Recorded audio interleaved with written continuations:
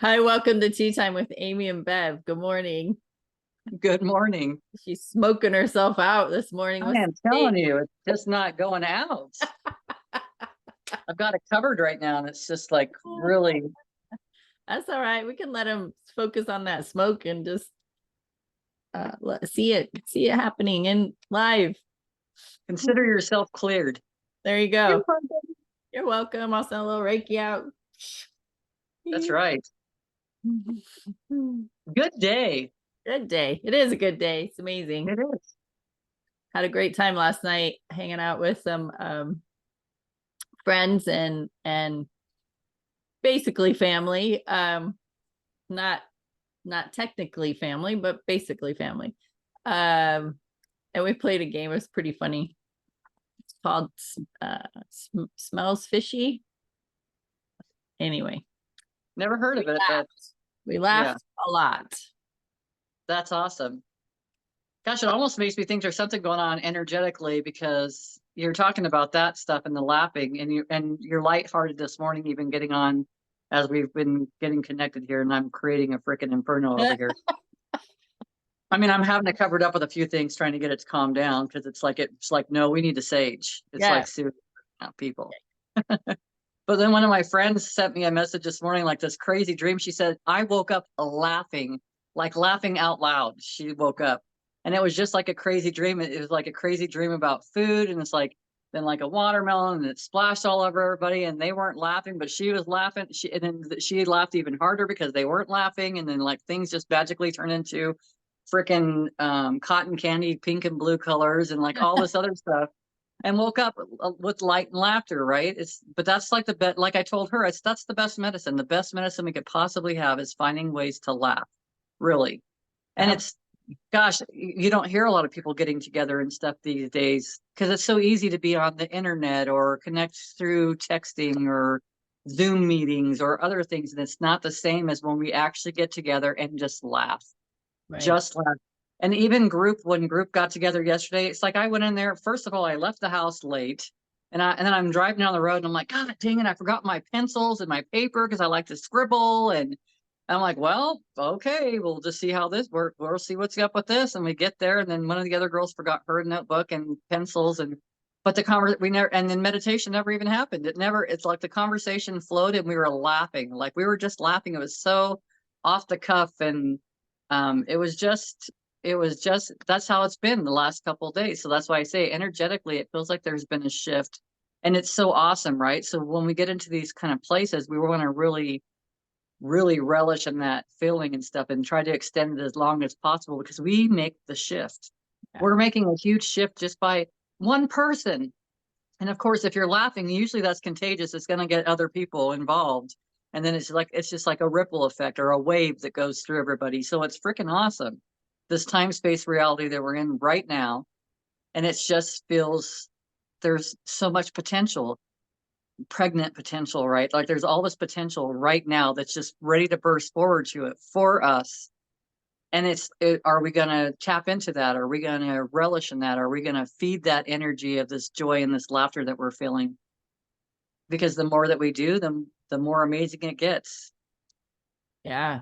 And I always like to bring up how we used to be because it gives people more information that Bev and I just didn't used to do this. Just, well, first of all, we didn't hang out with each other. I was just saying that. But for us to show up and smiling first thing in the morning and have, a lighthearted conversation, that was not in the wheelhouse like 30 years ago. No, 30 years ago, it'll be like, good morning. Whatever. What's so good about it? Exactly. Like, really? I haven't even had my coffee yet. Are you sure you want to do this today? Because I'm not even feeling it. Yeah, exactly. But at that time, we weren't feeling anything like really besides anger, anger and frustration, I imagine. But I would just say we wouldn't even be showing up doing this. Let's just You'd be like, no, life sucks. I don't want to be doing this. And I'm going to go sit in my chair all day and sulk and be mad because really, it's like this isn't, even when I was just pretending to be like, it doesn't even feel good. And I just cracks, Yeah. it just makes me laugh because that's not even who I am anymore, and it's just so funny to feel the difference within myself and recognize it and acknowledge it. And I taught a class the other day. It was for the city and county workers. That in itself was freaking phenomenal, that I was even invited to teach this class at the college. People, there was one person in the class of 20 that I knew. One. And was I nervous? Absolutely. I was nervous in the beginning, and I also voiced it. That is huge, right? To stand in front of all these strange people and say, you know what? I'm really nervous right now because my body is feeling uncomfortable. And then I would go into the teaching pieces. And the more I talked, the calmer I got. But just the idea of just voicing, being vulnerable, and people like I'm standing. Now there was a podium that I could have stood behind to put my papers and all that. Didn't want to do that. I wanted to be fully exposed. Here I am. This is me. Like me or not, don't matter to me. I'm showing up to do what I do. And here we are, right? And but just seeing everybody's faces were just so much heaviness is, and to see that, and the sadness in their eyes and the body language just slumped over and looking down. And of course it was first thing in the morning, and you're talking about reducing stress and meditation, like, right? But hey, they chose to be there. I'm just saying, they signed up for the class. They weren't forced to take my class. They signed up for it. So I want to just set that premise. Nice. But bringing, I do this anyway in my teachings when I'm having a class that, healing and learning new things, like that's hard. It's hard work to do that. And it's uncomfortable. And when you're looking at yourself, you don't want to do that. That's scary, right? There's a lot of fear in that. And to bring some lightheartedness into the class, into the teaching, and break that cycle. Like, we don't have to be heavy all the time, meaning heavy in our emotions. Laughter switches that. And then that's our choice, is like, what can you find that can genuinely bring up the laughter, to bring up that lightheartedness? Because before it would be just laughing at somebody if they fell, even if they hurt themselves, and then ask, are you okay? Right? After you've cried tears of laughter, and then, oh, are you okay? And they're like rolling around in pain or whatever they're doing. Or, really bad jokes that we found humorous because of our pain. No, but what about, just a child playing and laughing? Children laugh like 300 times a day, and adults less than 20. And what I would say, that number is probably way less than that, because I laugh at myself a lot now, but before, nope, not doing it. Zero, right? Zero. Even to go watch a movie or do anything. I remember someone saying to me, I think it was Jim, like, why don't you just laugh? And I'm like, well, I am. And it's like, I was not laughing to a capacity that he was laughing to, or how I laugh now. And then I remember going to see, which is the craziest thing, but to go see Ted, when it first came out, and I was at a theater, and for me to laugh out loud in a theater, my God, people would have seen me. And it's like, I remember looking around, but it's like, I couldn't control this laughter that was coming out of me. And that was phenomenal for me, because it was something I had never experienced before. Yeah. Not that I could remember. And I can guarantee you, just like you were saying, as a child, we were doing it all the time. Yeah. All the time. And then all of a sudden, like, why are you depriving yourself? Because I think at some point we think that we had to be so serious, and we had to get it right, whatever right was. And we had to, live according to someone else's standards, always, from schooling to parents to religions and everything else too. So it's like there's so much stuff that was going on, and then it kind of zapped us, and now we're like saying, hey guys, it's okay, laugh your ass off, like do it as much as you possibly can, find whatever you can that's going to make you laugh all day.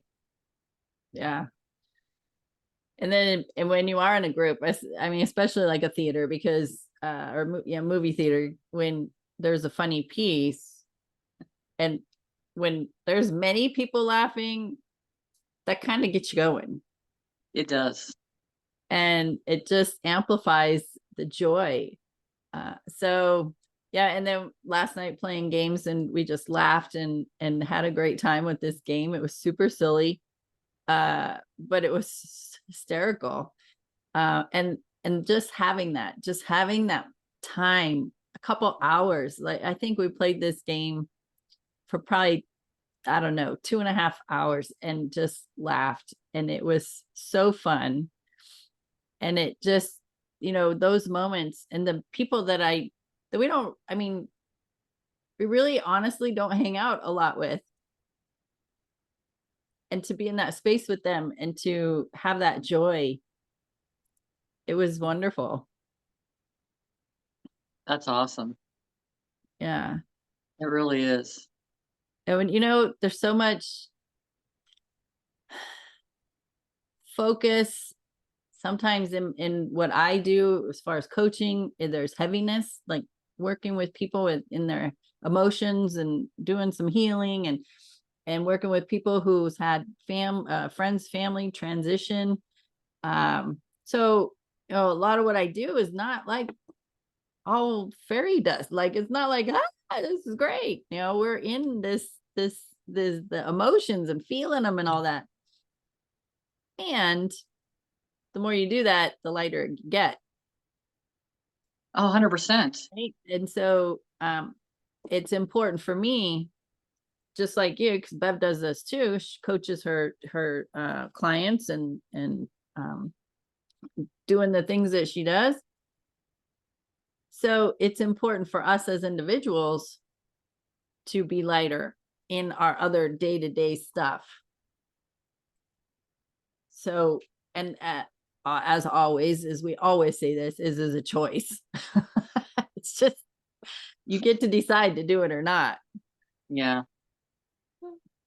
And quite honestly, sometimes I like to be in the grumpy space for a few minutes, or sometimes I find myself relishing in that space again. But guess what? It's a choice. It's not a good thing or a bad thing. It's an experience thing. It's a feeling thing, right?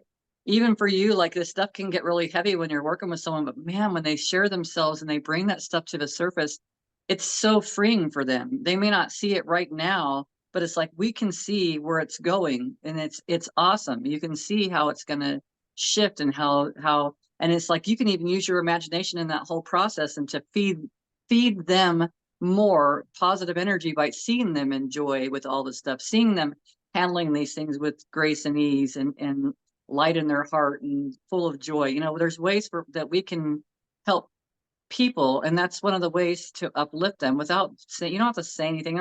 I don't have to say. If I see something that says, hey, pray for this person, I pray for them. Or if I see something, there's something going on, I do it. I don't have to post that I'm praying for them.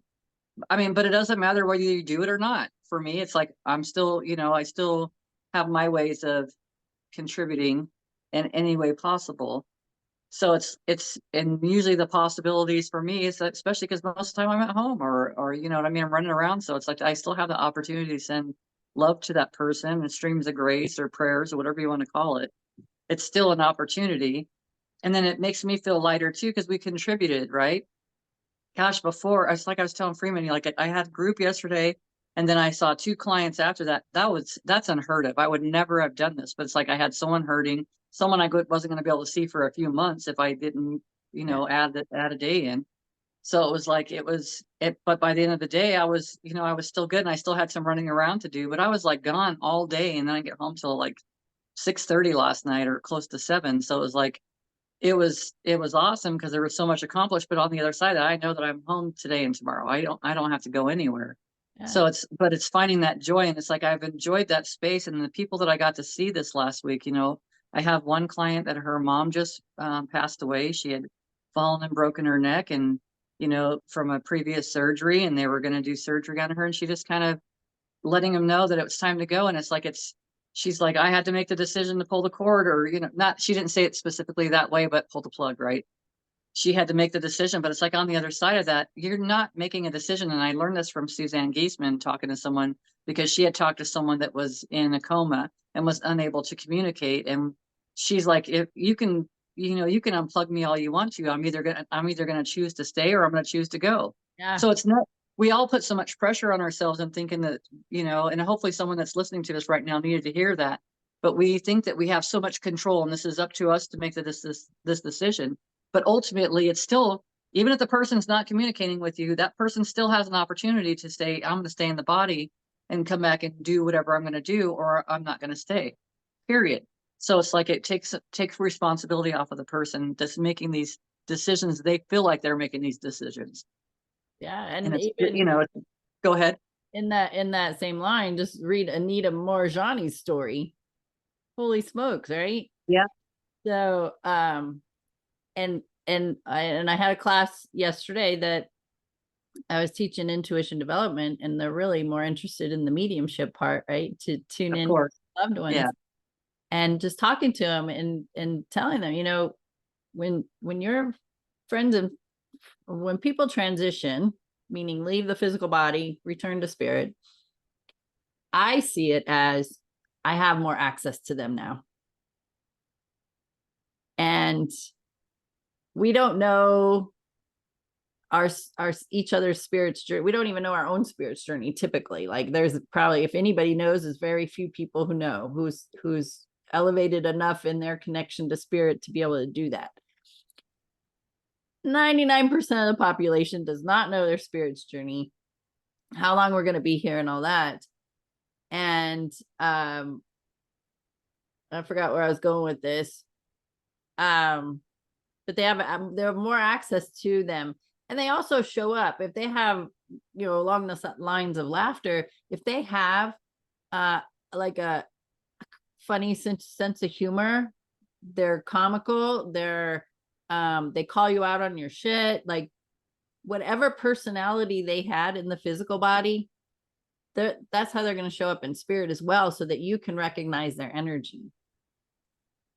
And so I had a lady there, and she's like, I said something, and it was pretty direct. And I looked at her and I said the words, and I said, and I already knew her brother was in spirit. And I said, that was a message from your brother. And she just laughed, and she's like, yeah, that would be something he would say. And we laughed. And it's like, embrace their energy, because they're not confined to the human story anymore. And we just like you were saying, when you have to make this, when it's your responsibility to make the decisions of somebody else's life, as far as medically, and the doctors are saying this is it, right? You got to just tell us when to take them off all the machines. Just, spirit's going to do what spirit's going to do. And how many times has that happened? And they wait, and the spirit, the body, waits until somebody shows up to give them that opportunity for some closure, and then the spirit transitions, right? It's just going to do what it's going to do. We don't have control over that. No. So there's a lot of recognition and a lot of that stuff too. But I feel like a lot of people have had to make decisions, and they felt like they've had to make decisions, but it really wasn't. I don't think it was really what they thought it was, from my perspective. Have I had to make the decision? I have not. Has that been in my experience? It has not. But from what feels right to me, or what resonates with me today, because things, we're always evolving and changing, and our beliefs change, and it's like it totally influences how we're going to move throughout our day and how we're going to be. Just like we were talking about making shifts, and it's like, and then laughing is easier. Before, laughing was hard for me. I couldn't let that out of myself. I tried. That's just goes to show you how much we control things. But when we're so controlling of things, we're not allowing anything else to come in either. So it's like I had a tight grip on everything. I had a tight grip on my emotions. You didn't typically see me. If I got pissed, I might cry. But typically you wouldn't see me cry. That would be something I would do, in the shower or quietly somewhere else. I didn't ever, it wasn't something to allow someone else to see. Probably, I don't know. I can imagine just being picked on as a kid or whatever for crying or whatever, and then stopping it. And then it's like realizing that we're allowed to have these emotions. And I think that's a big statement that we're allowed to have these emotions. I think for the longest time, I think that you didn't want to behave in any certain way because you're being seen. But now it's like we're in a place of show yourself, show your vulnerability. Just like you said, standing in front of a group and saying, this is kind of, I'm a little bit nervous right now. And it's like, but it's awesome because that's another way of saying, because you can tap into where they've been at some point or another. Everybody's been nervous at some point or another being in front of a group or having to be the one to stand up. I believe they have been. Not always. Like when we're kids, we go back to the children. Like children, a lot of times, depending on how they've been raised and stuff like that, will be very outspoken and tell you all kinds of things about their whole family and stuff. That the parents are like, oh, you're not supposed to talk about this out in public. You know what I mean? So yeah. But it's just funny because we've had those experiences, but that's the thing. And that kind of conversation, oh, we don't talk like that out here, is so restrictive, right? It's just being natural and being in the flow and knowing if anyone's been around kids, kids are going to say whatever pops into their head. And Right. it's not going to always be through the filter of this feels nice. It's just going to be honest from their perspective, which is awesome. Yeah. And, you know, your kids are going to call you out. Oh, yes. They're just going to call you out, especially the little ones, right? The littles call you out on your shit. And a lot of times that is in public. And if it makes you uncomfortable, then I would suggest, just saying, that if it makes you uncomfortable with what they're calling you out on, then that's on you. Because if it was something that was okay, if it was something that was cool, you would probably laugh about it or be lighthearted about it. But if they're calling you out on something and you get uncomfortable and you drum up some shame or guilt around it or anger, then there might be needing a shift needs to be happening within yourself. So, because we're teaching our kids, I did it to my son. I've done it, it's happened to me. Is we're just teaching them that it's not okay to be truthful, to be authentic. So, or to lie, the whole facade that everything's great. And we don't talk about that. But when we're in public, we're going to act like everything's great and we're a happy family. That happens a lot. I mean, probably, a lot. To have the idea that you're the perfect family and everything in your everything, the lawn's manicured and everything looks great. You're teaching perfectionism. But when you're out in public and your child calls you out on something and it slaps you in the face and you get embarrassed. So between children and cell phones, because people video you, you're on, right? You're on all the time. And they're great indicators that if you feel uncomfortable about something that somebody has said, then that's on you, because if it's drumming up shame or guilt or anger or any of the heavy emotions, then it's probably something for you to look at within yourself. And don't get mad at your kids, because your kids are just voicing what they're seeing or hearing. And for you to tell them to zip, like, shut their mouth or whatever, now you're teaching them that it's not okay to use their voice. So there's a lot wrapped up into that. And I've thought about this a lot. There's a movie, I forget what the name of it is, but it's where this girl, she wears like a camera on her, and so it's basically it's just with her all the time, and it's broadcasts publicly. And so then every once in a while she's interviewed about the piece, some of the things that she did in her life, and questioned of why she did it. And so, and it was just like, that's where we're at, because everybody has a cell phone, and you never know at any time who has their recorder on. Right. So I'm so thankful that when we were younger, we didn't have that stuff, because ooh. Yeah, I'm very thankful. I am very thankful. You know, it's one thing to grow up dealing with a lot of your own emotions and traumas and all that stuff, or not dealing with it. And then to have all that, you know, being monitored and videoed and stuff all the time, I guess.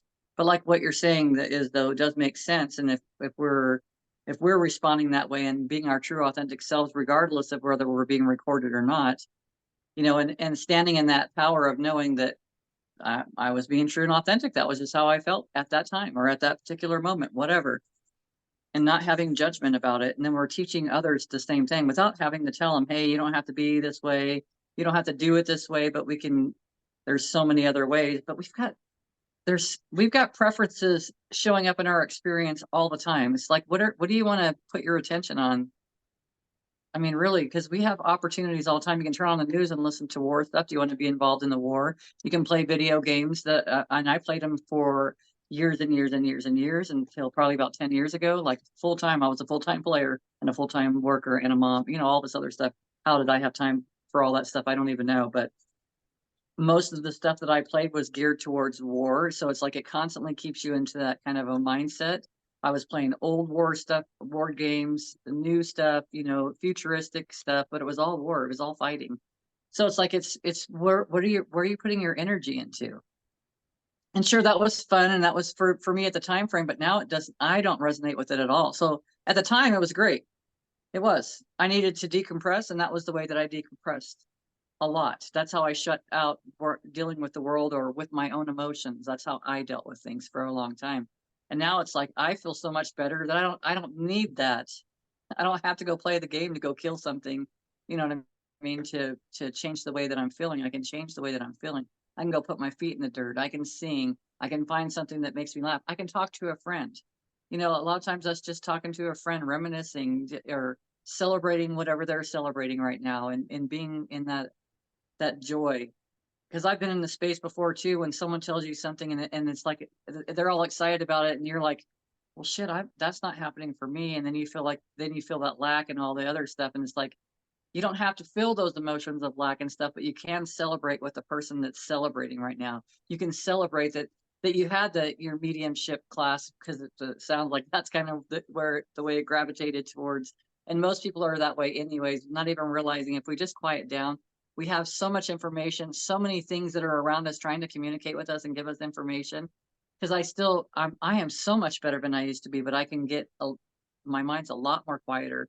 And if I'm quiet, sometimes I'm just having I'm talking to God, or I'm talking to, you know, my team and stuff just in my head about like, hey, this is what I'm noticing. This is what I'm feeling. How do I deal with it? You know, there's a whole lot of dialogue going on the inside, but it's because I'm working through stuff now instead of my mind having control over the show, instead of my mind like being the conductor, right? Conducting the band or the symphony or whatever is going on. But that's how it felt for me for the long time. And I was like, I got to witness, well, fuck, there Deb goes again, doing her shit again. You know what I mean? Back in the day. So it's like, oh, there she goes again. She drank too much, you know, and she's going to pay the price for a couple of days on this one, I think. And, you know, it's funny because that was my experiences before. Now it's like, those don't need to be in my experience for me to feel fulfilled. They don't have to be in my experience because I don't need to be distracted from these emotions that are coming up. Now, I'm not saying that sometimes I don't need a distraction, because sometimes I'm overwhelmed by everything and I can't deal with it right that moment. And that's fine. Then you just go play the game for a minute. Go find a video with puppies and kittens or something silly, someone falling down and, you know, on ice. I don't know why every time I see someone stepping on ice, it's like, why is that hilarious? Because I've had moments. Okay. I've had moments when I worked as a detention officer at a local jail. I remember stepping out of my vehicle. I'm in my uniform. I've got my duty belt on. I'm serious. I got my jacket on. I step out of my truck and boom, right on my back. Because right back to the thing, At this time, we were in a new facility and we had video cameras everywhere. So I was like, and then I'm like, hey, did you guys catch that? And they didn't see it, but it's like, it was just hilarious. You know, that was, for me, that was hilarious. So for me, sometimes, you know, watching stuff, someone that's slipping on ice and they're trying to get up, and it's kind of funny. Why? Because the old stuff, right? Oh, look at them in the struggle trying to get up. And but it's not, it's just a matter of us laughing at ourselves. It's not that there's something wrong, and we're not laughing that someone's hurt or any that kind of stuff. It's just laughing. My mom taught me when I was little. I don't do this anymore, obviously, because I'm a grown ass adult. But she would teach us every time we were going to get a shot, we would laugh. She would get us laughing before we got our shots. So we weren't crying or making a big deal about it. So of course that can be kind of sadistic, I guess, in some ways. But anyways, it helped me to deal with it. I was fine until, you know, I saw other kids losing their mind because they were getting ready to get a shot. So, but it's funny, and it's just how it's our perspective when we see these things, right? It's not like it's a bad thing. It's however we want to look at it. We can look at it from a victim state. We can look at it from a healing state. We can look at it from just from being in a piece of love, and then peace and love, and watching that person having their experience without having an attachment to it, but just witnessing them, how they're responding. Because guess what? That was me at one time or another. That's how I might have responded, or how I had responded before. So it's just to have the experience, to witness how things are evolving, and how smart these new kids are when they're born, and how they're ready to take on the world at such a young I mean, infants that are holding their heads up without a problem. That's kind of blows my mind. They're just so evolved because they're ready for the next thing. They came in ready, but so did we.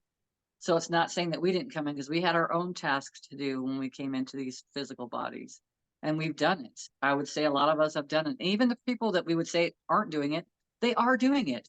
They are propelling us maybe forward. They might be giving us the motivation like that. I've been in that space, and I don't want to feel that way anymore. So it's that it's again perspective, right? We've got all these opportunities to look around us and see how we want to respond, or what do we want in our experience. It's around us all the time. Saw a video the other day, and it was short. It was like maybe 30 seconds or less, and somebody flailing a lot around on the ice, and the caption was, "When the devil's trying to take you down, but the Lord's got you." They never fell. It was hysterical. They're flailing around on this ice, and then they almost lose it, and they're standing, and it was just, and then they walked away. That's like, awesome. yeah. That's awesome. Like, and I had a full visual on that, so that's super cool too. Oh yeah.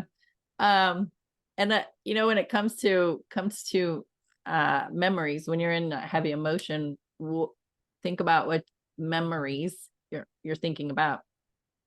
If you're staying stuck in that heavy emotion, you know, you're thinking about the experiences, the memories of when you made a bad decision, and the relationships didn't work out, and it was your, you know, you beat yourself. What was wrong? What did I do wrong? How come they left me?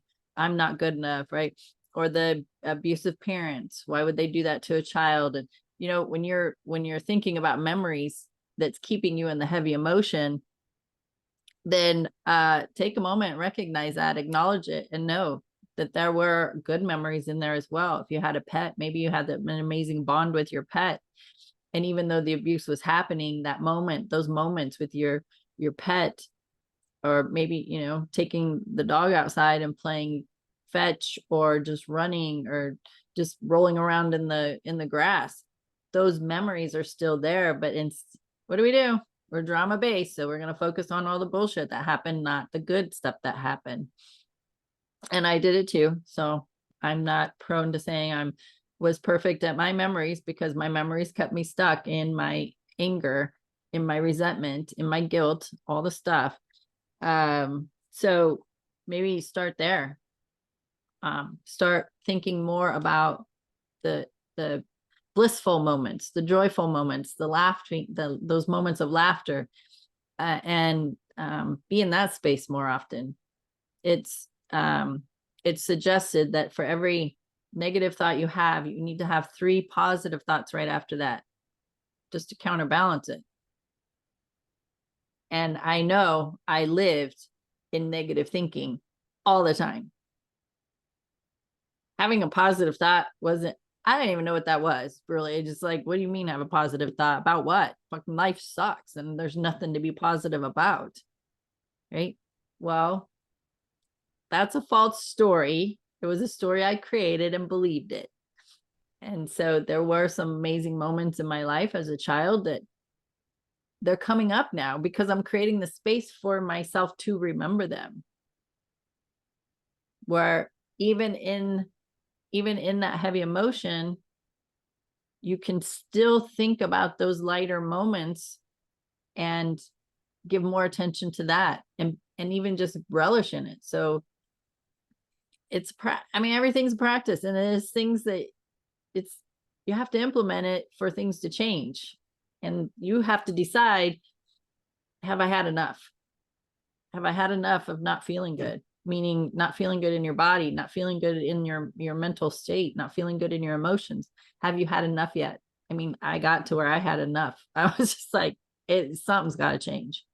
Once you acknowledge it and you open that door, all kinds of information comes. But when you're in your resistance, when you're in that heavy emotion, you're keeping the door shut. And you're like, I just want to sit here and suffer. Okay, well, then you're just going to get more suffering. And you're just going to be there. And there's no judgment around that from us. That's your choice. It's up to you. But I know when I was in my suffering, I knew it didn't feel good. I knew I didn't want to keep doing that. I knew I didn't want to live 40, 50 more years and take my last breath still suffering. I'm like, no, this doesn't make sense to me. Why would I want to? And then hearing at that time and thinking that, because people, they still say it today, this is your only life. That definitely didn't make sense to me, but I didn't have anything else to say differently at that time. And I'm like, okay, so this is my life and I'm angry and then I'm going to die. Why would I do that? That makes no sense. That makes no sense. So it's up to me to be open to other ideas about life, about what I was told or what I was seeing as truth, but I knew within me it wasn't truth. Because really back in the day, like even when I was in those heavy emotions, I knew, I'm like, that doesn't make sense that we would have one chance, one life to do this. And then what? I was like, no, there's more. There's way more to what's going on, but I just didn't have the answers. But I did. I finally got information that resonated. Some of that information has changed over time, and that's okay. But it's gotten me to where I am, and that's great. Like I feel so good now. And I had an incident happen just a few days ago. Normally, I would be pissed, like off the charts pissed. And it would have defined my entire day. Because then when I got to work, there was something else that happened. And I would have just been, all right, here we go. It's going to be a day, right? And it would have just snowballed. Nope. Didn't let it happen. I did not let that happen. I'm like, okay, well, this is where we're at. This is what's happened. We're just going to deal with it and finish getting ready for work, go to work. Incident happened. Just going to deal with it. We're just going to move on. Like it was so calm, so easy. The rest of my day was fantastic. I'm like, this is how it is. Every experience is a moment. It is a moment in time. It does not define the rest of your day or the rest of your week or the rest of your year. It's a moment. And this is something I've been sharing with the people I work with is they're just like, oh my gosh, it's been a day. I'm like, no, it hasn't. Because the day's not even guaranteed, right? You don't even know you're going to take a next breath. So it was a moment. This happened. Now we're going to move through it and take care of it. And then we're going to go on with our day and have a good day. Like, that's my choice. Because I'm tired of the suffering. I'm tired of setting that precedence that just because I stubbed my toe first thing in the morning, the whole day's shit. I'm tired of doing that. It's exhausting and I don't want to do it anymore. I'm just like, it's not for me. That was my decision. Yeah, and we don't have to, right? And we don't have to. That's the whole big deal. We didn't know that we didn't have to. Right. We just thought that was part of the process. Like, hey, this is what happened this morning, and we feed the story, right? Something that, and I haven't had this experience, but I've listened to enough psychic mediums that say that, however we are here, we're still going to be that same way once we pass over.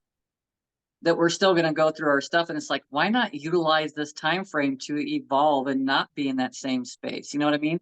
If we're always talking about you're going to take yourself with you, like no matter what, you're still going to take yourself with you. You're still going to take your BS, your belief system, right? Your bullshit, all of it. It's all kind of applies, but you're going to take all that with you, even as you go on to when you cross over, and you're going to be, then you get to see things differently, and then of course you evolve. But why not evolve here? Right. We can, when we talk about changing our past, we can change our past by our thoughts, right? I can sit here for the longest time and I never even process that. Maybe that's where I've eliminated, my memories for childhood. But I could sit here and say, oh, well, I was sexually molested by my grandfather and my uncle. And it's like I could go that process and go down that line. Or I could be just like you said, I could focus on, gosh, I could remember running around with sticks with my sister in our front yard, and those were our horses. And mine was Whiskey because whatever movie I saw on TV at the time was hilarious, and his horses was named Whiskey, so that was my horse's name for always. Or playing with Matchbox cars, or playing like all the times, or sitting in those metal tin like buckets that you would put for like dog water or something outside. We would sit, that was our pool. We would cool off that way in the summertime. So it's like remembering all those things. That's how it changes. Or even an experience you had. So like when someone transitions, you can look back and call that a loss, that we didn't get to have that experience, but you did get to have that experience. It's perspective, and it's like find the times that you did have the great times, and then focus on that. That changes things, and now it's not such a heaviness. And that even changes, I believe, and is it in my experience right now? I don't know. I can't tell you that it's been my personal experience, but from someone that's crossed over, I feel like it changes if we're looking at the past and always seeing heaviness, then we keep almost kind of a heaviness on that person that's no longer here in this physical body. But so if I can look back and find a positive and keep it light and see all the joy that was in those times, I'm actually giving that person joy that's on the other side. And that's even whether they've left their physical body or not. It's the same thing. Even if I could use my stepdad for experience. I know that there was lots of experiences that we had growing up that were freaking awesome. And those are the experiences I can focus on, or I can focus on the last moment that we had a conversation together. Do you know what I mean? So it's like, it's my choice, and I can be there however I want to, and I can keep myself in that space if I want to, or I don't have to, but it's still the same thing. I can send all this positivity. And for me, if I'm not willing or not able to deal with the decisions that someone else made, or circumstances, or my perspective on things, that's fine too, but I don't sit and focus on it, because I just let it go. And when pieces, if I focus on it, would make it worse, and I would bring more stuff like that into my experience. By me letting it go, I allow solutions to come into play. I allow myself to change, my inner dialogue to change. I give myself permission to be in the space that I'm at right now, and then eventually it just falls away anyways, because I'm not fighting it, I'm not resisting it, I'm not pushing it, I'm not trying to fix it. I'm just being. And that's how we resolve so many things, just by just being right now. And so if you're in that space, and it's so easy to say that, because when you're in the space, you're in the space. And sometimes it takes a few minutes or a few days or sometimes years. I don't know. Because I've been in the year things. It's not typically, I would say no, but I would say, well, it's been 3 years since I spoke to my stepdad. So, so there is that too. But it's all a matter of perspective. And like I said, I can sit and focus on all the things that were wonderful. Disneyland, enjoying playing with my brother in the jacuzzi with snorkels on, or smashing bugs, or whatever we were doing. Like, those are the things to focus on and to put that so much joy and energy into. And then that other person that you're thinking about is getting that joy too. And one of the things that I learned a long time ago when I was in the process of the heaviness of my healing, a teacher said, just pick one memory. one memory that puts a smile on your face. And every time you start having negative thinking or you're feeling down, think of that one memory so that it can shift your energy. So I had that one memory, and I'll just share it real quick. Is where I grew up, we had sidewalks and streetlights. Where I live now, we don't have sidewalks in the neighborhoods most places, but anyway. So my best friend at the time lived across the street, and roller skating was a big deal. And we just roller skate up and down the sidewalk. But this one particular day, just being silly girls and laughing hysterically, and we both fell, and we were laughing so hard I peed my pants. Now, it was in the summer, and my mom made me wear jeans because I was tomboyish, and I had bruises all over because I was climbing trees and over walls and doing all the things. And she's like, you gotta wear pants because people are gonna think I abuse you, like I beat you. And I'm like, God, Mom, it was like 90 degrees outside. But anyway, so anyway, I pee my pants, and then we're laughing so hard, and we're trying to sneak into my house without my mom knowing that I peed my pants. But we're giggling and laughing, and she's like, "What are you girls up to?" "Nothing, Mom." But just that memory is what got me through a lot of my healing process. I just go back to that, and it would just, when I think about it now, I could actually laugh about it. But when I was in the depths of my, emotions, it would at least put a smile on my face. And that's all you need. Like, just shift that energy just a little bit, and it helps so much. Awesome. I like that.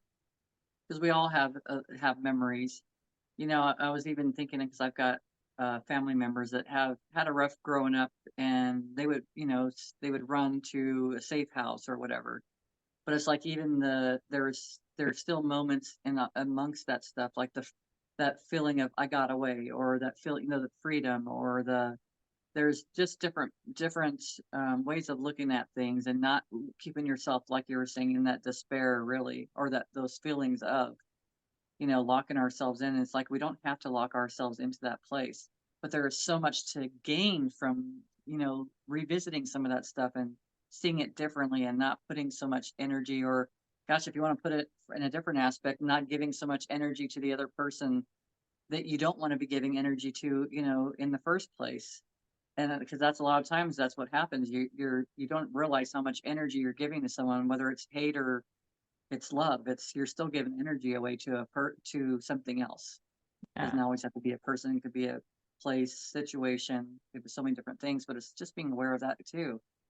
And that can shift things. It's like, no, if that's your motivation, like, no, I'm not giving you any energy to this. I'm going to find a way. I'm going to find a way to conquer this, or to rise above it, or to see it from a different perspective, so that I'm not giving away power to somebody else. Yep.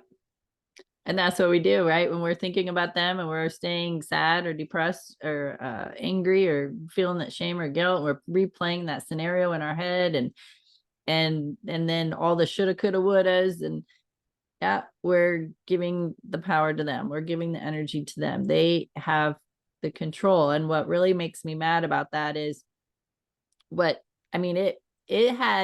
took something to piss me off, like make me so mad about it, that I was like, oh no, this is going to change. Because if you are reliving those heavy scenarios in your head, you're giving the power to that person, and they're not even with you anymore. They're not even in the room anymore. But what made me mad was, even if they are not in the physical body anymore, they still have the power. And that was the case with the person who molested me. And I was like, oh no, we're not going to play this game no more. And I knew, like, it made me mad to think about that they're not even here anymore, and they still have power over me because I'm thinking about them and there's that situation, and it's keeping me stuck in the anger and the resentment and the guilt and the shame.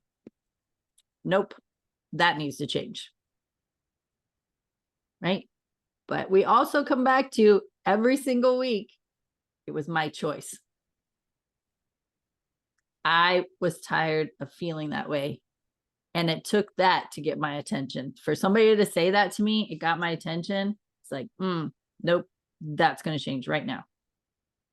Which means I still had to do some healing around it, because I mean, there's still some stuff, you got to kind of clear up. So True.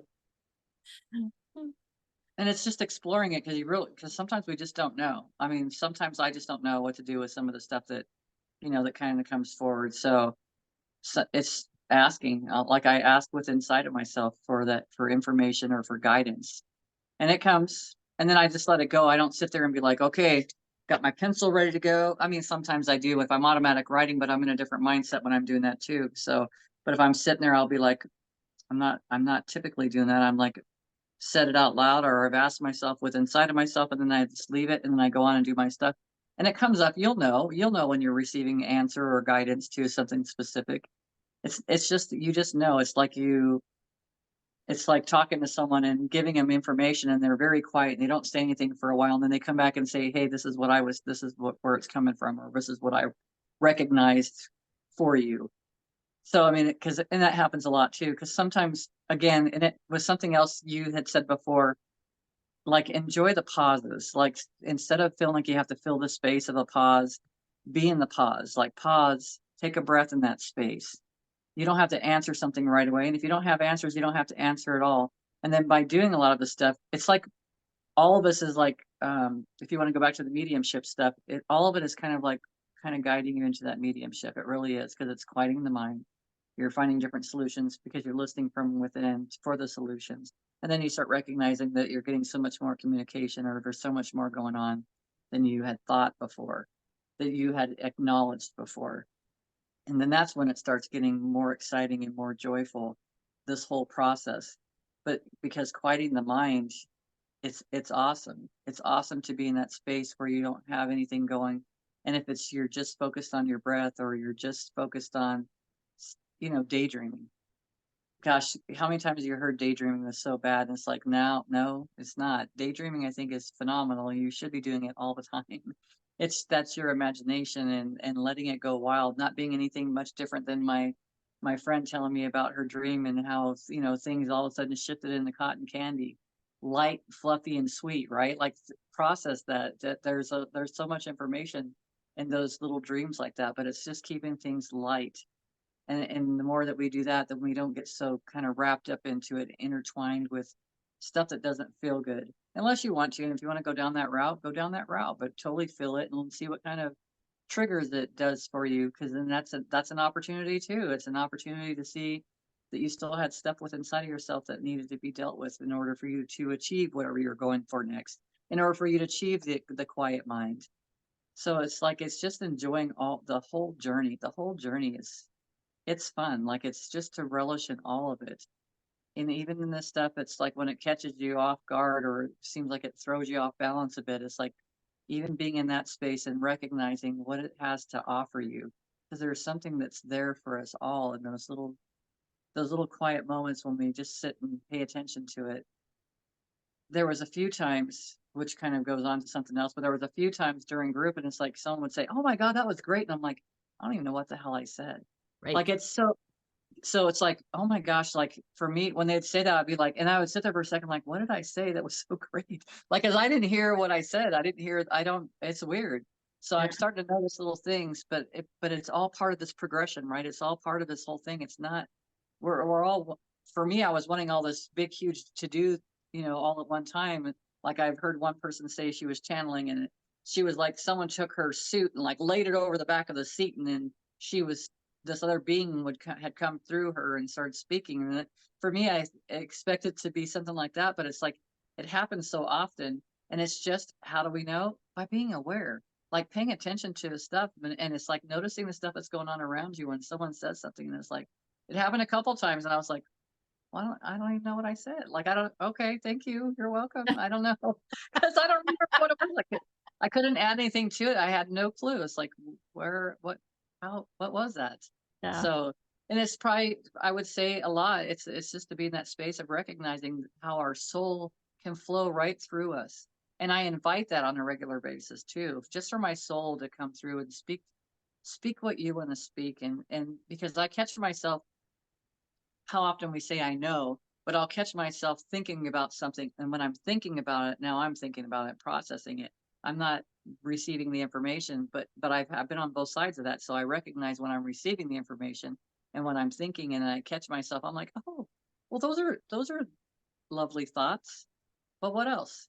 So it's like, and then being quiet and then seeing what else comes forward. So it's just, there's so much to, we have so many tools around us, and I couldn't have seen these tools in the beginning of this journey.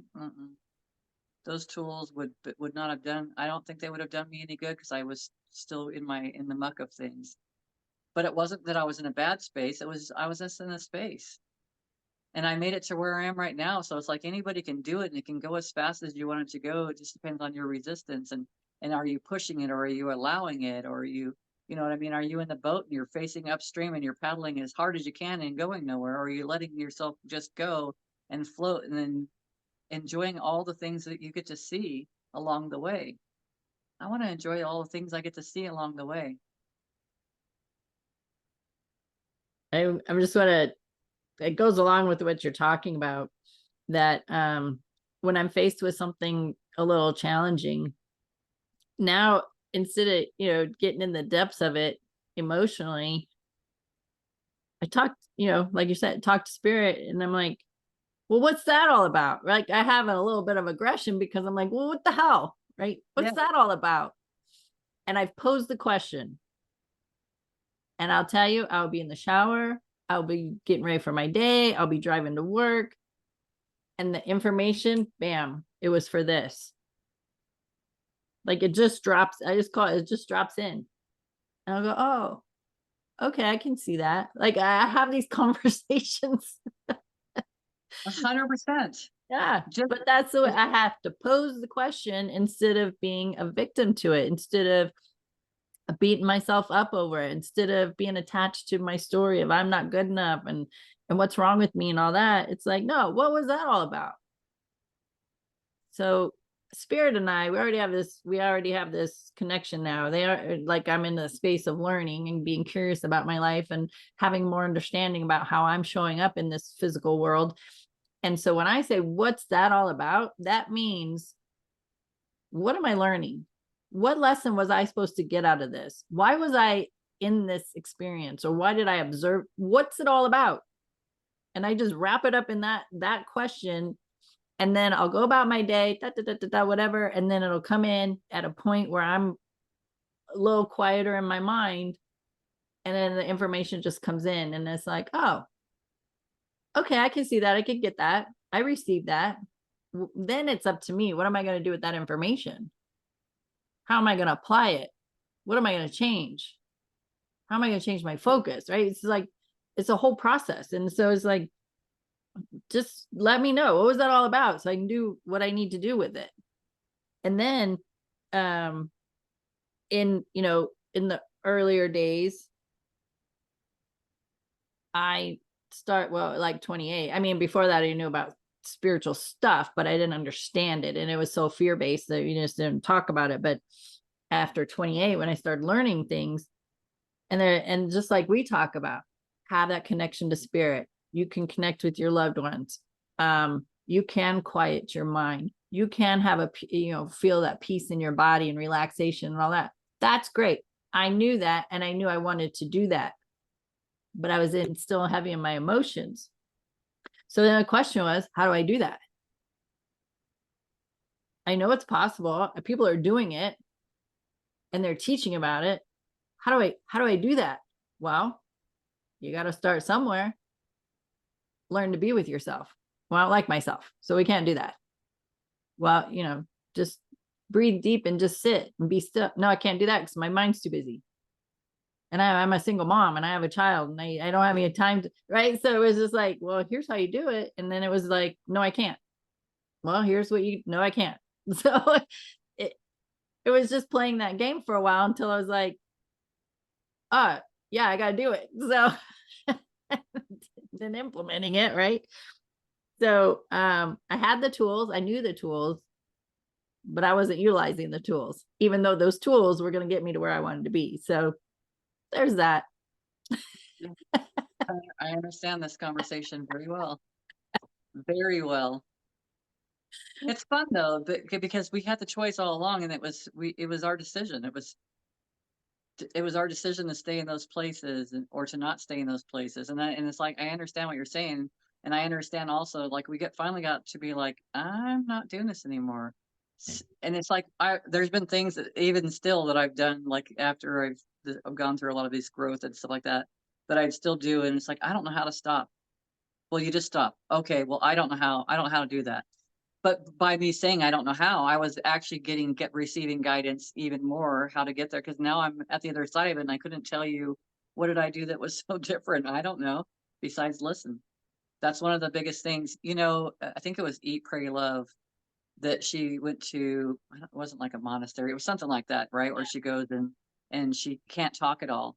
Mm. And that there's so much value in that. I've thought about making a sign for myself a few times and just saying, I'm on a silence journey right now, because we can receive so much more by being in that silence. And I before there's no way I could have ever been in that space ever, but now I can, because I don't feel like I don't have to contribute something to a conversation.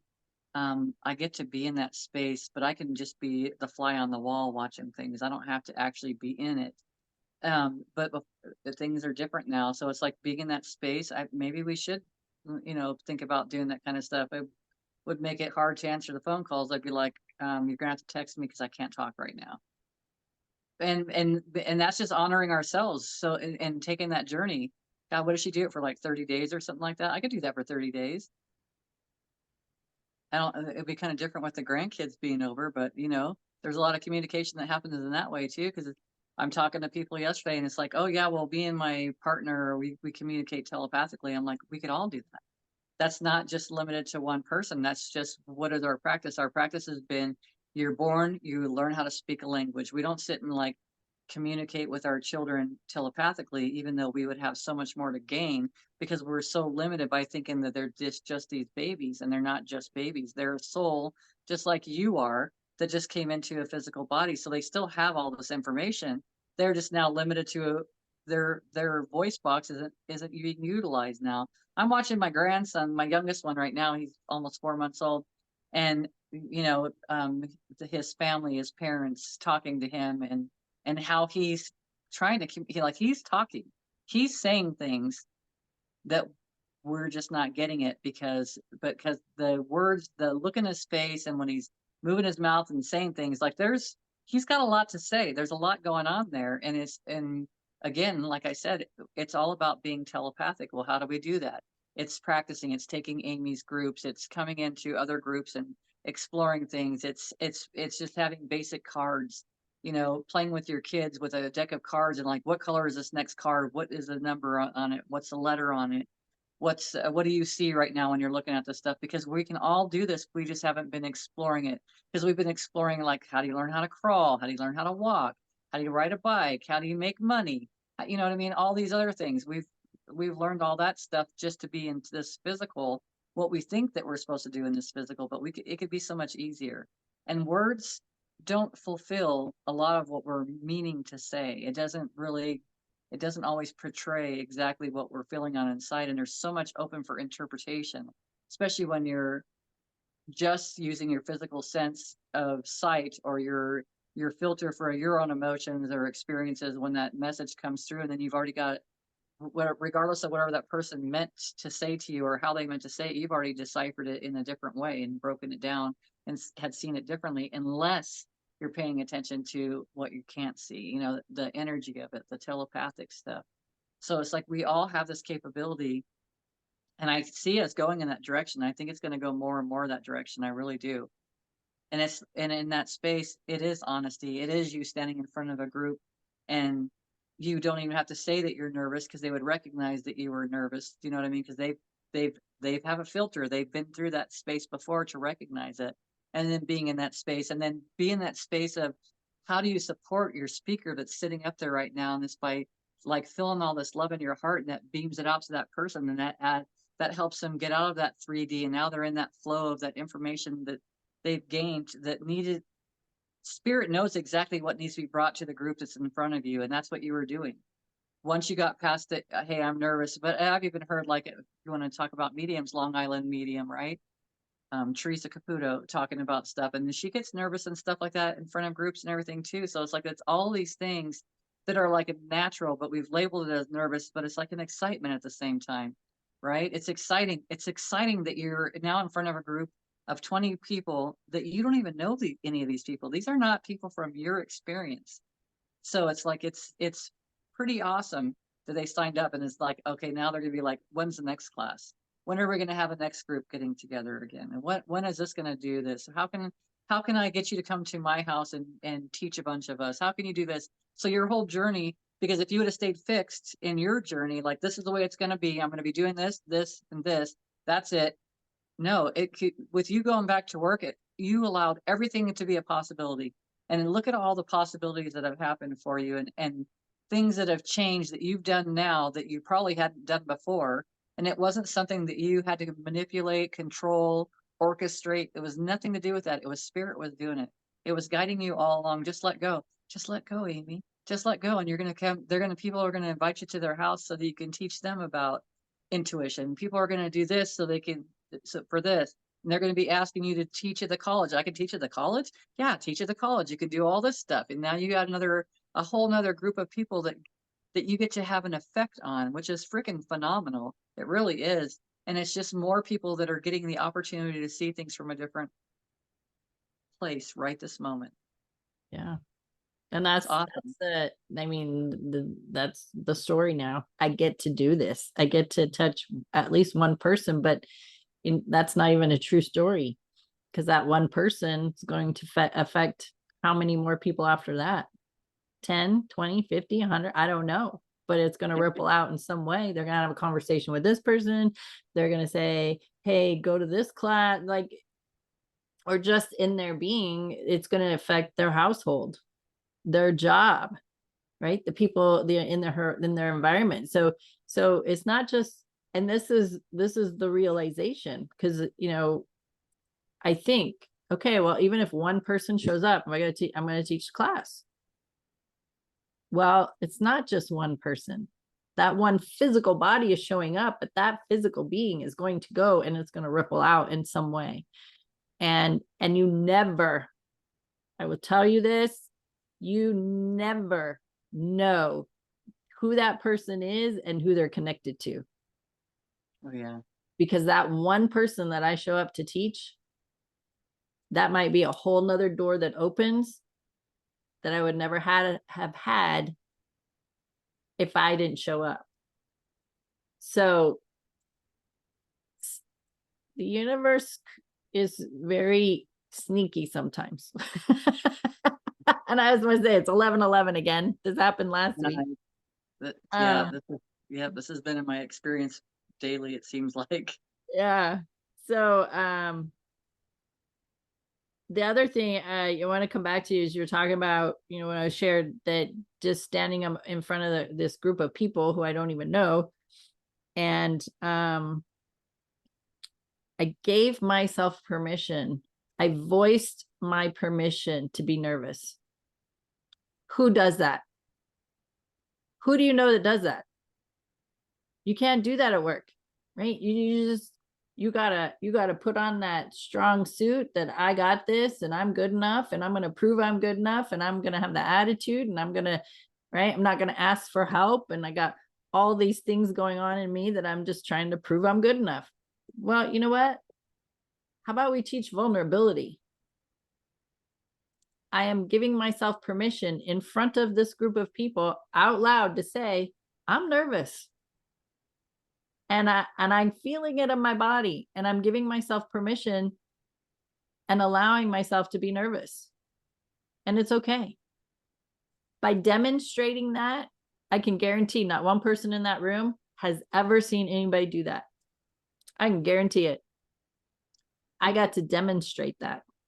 And teaching people right then how to not stuff more feelings. Because that could have been another feeling that you stuffed down and ignored. Right. And I'm just like, no, I'm just going to give myself permission right here, right now. I'm going to tell every one of you, I'm nervous. And you know what? that's a great indicator for myself, because as an introvert, I would have never done that. As a person who's beating themselves up, I would have never said that. And on top of that, still being in that introverted type of space, I would have never been in front of the class to begin with. Just saying. Well, 100%. And I kind of had that conversation yesterday. It's like a lot of these things that we're talking about now, I would first of all, never even been in front of a group. I would never have participated. I was always a person, I said, it's like watching double dutch, you know, you got the ropes going both ways. And I was always evaluating and sitting back and watching how things were going to go before I knew I could jump into the conversation or how could I contribute that I was going to be okay to match with this group so that I didn't stick out like a thumb, but I still was being seen and heard, you know, in so many ways. And I not getting hurt, like trying to control a situation. So just seeing how this chameleon had to jump in to play double dutch. You know what I mean?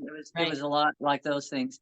When you were talking about being that ripple, basically, I saw like you're talking and it's like the flow. Of course, we've got this flow that's coming from the universe, from the earth that's coming into us at the time and making that torus, right? But I see that happening and then coming out to these other people that have shut themselves off, so they're not receiving this flow coming into them. But now this ripple has just shot out from you to them. It's coming from spirit, which doesn't take our energy away. It actually fills us up because this is flowing from us to them. And then, like you said, with this, the ripple of how many people it affects, because then it's like each person you'd have to have all these balloons that come off of, and then those balloons would come off of them, and the opposite. Like it would go all the way out. Is like you said, you're affecting thousands by affecting that one person. Thousands.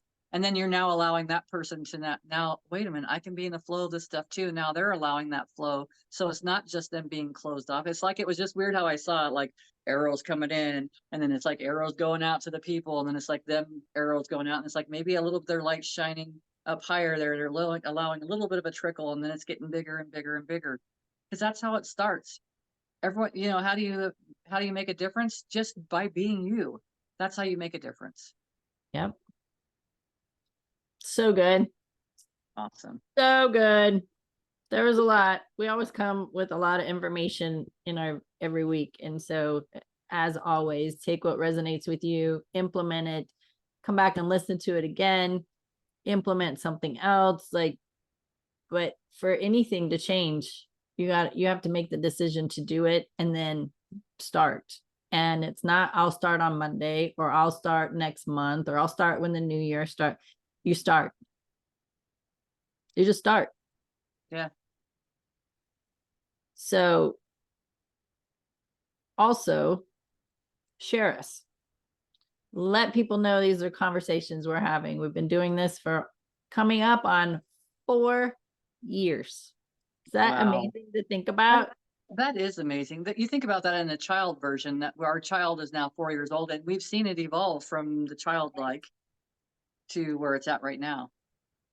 And if anything, go back and just look at my hair and my eyebrows, because they're pretty funny. I don't think I've ever noticed that, so whatever. I went every once in a while, I'll see one of the images. I'm like, whoa, girl, what were you thinking that day? That's so funny. I guess I never processed that, never thought about that or anything. That's funny. Oh, it's hysterical. I just crack up. But anyway, share us. Yeah, we have, so I think this is our 193rd video. So we're coming up on 200. So maybe we'll have to do some kind of celebration for that. But let people know we're having these conversations. Come listen to them. We're on YouTube, Spotify, iHeartRadio, Google Podcasts, YouTube. We're in the Facebook group. We're on our Facebook page. We're on my business page, my personal page, and my private Facebook group. So it's like all over the place. So there's easy access to it. And like I just said, there's almost 4 years of videos available. Every week is relevant. It's got information that is relevant at any time.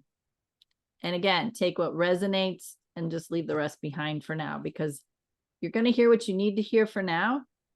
And then you're going to hear what you need to hear in the next moment when you're ready. So have ease and grace with yourself as you move through this process, and implement some laughter. Come on, let's do it. And I would say, if you're in a space of struggle, contact us. Either one of us, both of us, it doesn't matter. Because you can either choose to stay in it, but if you're ready to affect the change and you're ready to make these changes, contact us. We're easy to get a hold of. We really are. Bev has a group every 2 weeks that meets. And she don't charge anything. Just saying. Yep, it's just moment, welcome. This recording, it's free. So you can go be with like-minded people. I teach classes all over town and online. So we're all the time accessible. Yes, very accessible. So my friends, make a choice. Make a choice to feel good. That's right. Be in joy. All right. Thanks for hanging out with us. Tea Time with Amy and Bev, and we'll see you next time. Bye.